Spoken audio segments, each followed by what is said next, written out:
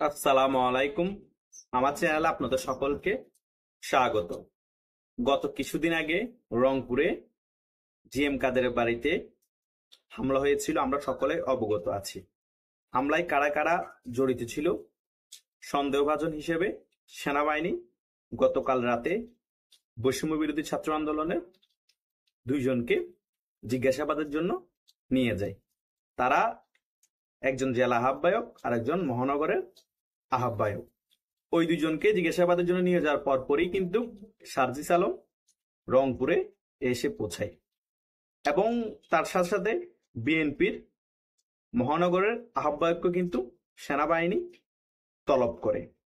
আমার কথা হচ্ছে, তাদের ব্যাপারে যদি সেনাবাহিনীর কাছে কোনো প্রমাণ থাকে, ভিডিও ফুটেজ থাকে, সেনাবাহিনী অ্যাকশন নিতেই পারে। সার্জিস আলম গিয়ে সেখানে মাতাব্বরি করার কে? দ্বিতীয়ত, বিএনপির একজন মিডিয়াতে এসে স্বীকার গিয়েছে তাদের দলের একজন, ফুটেজের ভিডিওতে দেখা গিয়ে তাদের দলের একজন আছে, আরেকজনকে চিনতে পারেনি।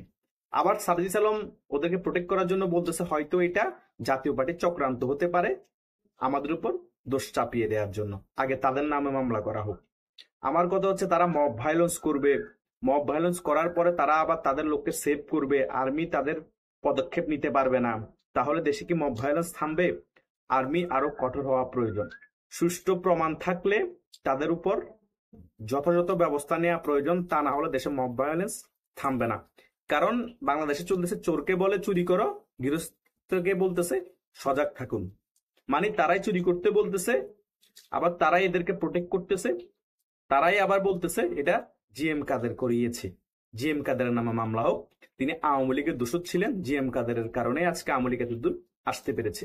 আমার কথা হচ্ছে, জিএম কাদেরের নামে যদি কোনো সন্ত্রাসীমূলক কর্মকাণ্ডের প্রমাণ থাকে, তিনি যদি দোষী হোক, অপরাধী হোক, ওনাকে আইনের আওতায় এনে শাস্তির ব্যবস্থা করা হোক।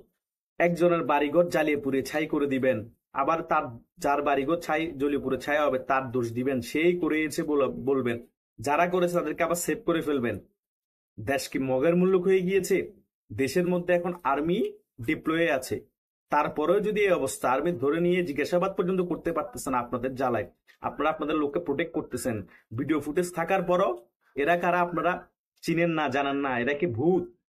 উড়ে এসে জুড়ে ঘটনা করে চলে গিয়েছে। তারা বৈষম্যবিরোধী ছাত্র আন্দোলন না, বিএনপিরও না, জামাতেরও না, হিজবুত তাহরিরও না, কোনো জঙ্গি সংগঠন না। এরা কারা তালে?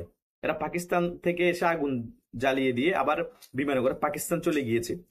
বাটপারি কথাবার্তা বলেন। দেশকে একটা স্থিতিশীল পরিস্থিতিতে আনার চেষ্টা করুন।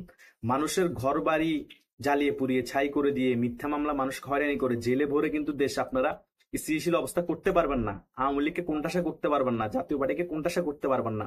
যদি এরকম করে কোণঠাসা করাই যেত, তাহলে আওয়ামী লীগ অনেক আগে বিএনপিকে একদম নিঃস্ব করে ফেলতো, জামাত নামের কোনো দল থাকতো না। আজকে আপনারা এভাবে করে লাইমলাইটে আসতে পারতেন না, জামাতও এভাবে করে এত ভালো অবস্থান আসতো না, বিএনপিও এখন ক্ষমতার দূরে এগিয়ে যেত না। যতই কোণঠাসা করা হবে, যতই কিছু করা হোক না কেন, বাংলাদেশে আওয়ামী লীগ থাকবে, এটা 100% সকলেই মানে। আর বাংলাদেশে দুইটা দল, এটাও সকলে মানে, আওয়ামী লীগ, বিএনপি।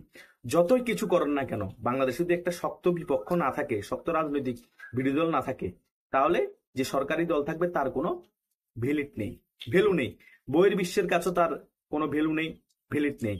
আর যে নির্বাচনে এরকম দুর্বল সরকার আসবে, বিরোধী স্ট্রং কোনো বিরোধী দল থাকবে না, সেই নির্বাচনকে বইয়ের বিশ্ব থেকে সমর্থন করবে না এবং অগ্রহণযোগ্য মূলক নির্বাচন হিসেবে চিহ্নিত করবে। তাই এই ধরনের ফাপড়বাজি করে নিজেরা অঘটন ঘটিয়ে মানুষের ঘর বাড়ি জ্বালিয়ে পুড়ে ছাই করে দেওয়ার পর যখন তাদেরকে ধরে নিয়ে যাবে, তাদেরকে সেভ করে ফেলবেন, আবার নির্বাচনের মাধ্যমে আপনারা আসবেন, আবার জনগণকে বলবেন ক্লিন ইমেজের লোককে ভোট দিবেন, আবার এদিক দিয়ে আপনাদের উপদেষ্টারা এপিএসটা হাজার হাজার কোটি টাকা পাচার করবে, এপিএস আর 150-200 কোটি টাকার মালিক হয়ে যাবে, আবার ক্লিন ইমেজ খুঁজবেন, আবার আওয়ামী লীগের দোসর বলবেন যখন এগুলার প্রতিবাদ করবে। এইসব বাটপারি আর দেশে চলবে না। এগুলা জনগণের কাছে সকল কিছু পরিষ্কার, সকল কিছুই এখন জনগণ বুঝতে পারছে যে আপনারা টাকা পাচার করছেন, লুটপাট করছেন এবং দেশের মধ্যে যে মব ভায়োলেন্স ঘটতেছে সকল কিছু আপনারা করাচ্ছেন, আবার তাদেরকে আপনারা সেভ করে নিচ্ছেন। জনগণ এখন সম্পূর্ণরূপে ক্লিয়ার। আর্মিকে বিচার করতে দিচ্ছেন না, পুলিশকে বিচার করতে দিচ্ছেন না, কিন্তু জনগণের কাঠগড়ায় আপনাদের বিচার 100% হবে। জনগণই করবে রাজপথে আপনাদের বিচার। এটা লিখে রাখুন আজকে। ধন্যবাদ সকলকে।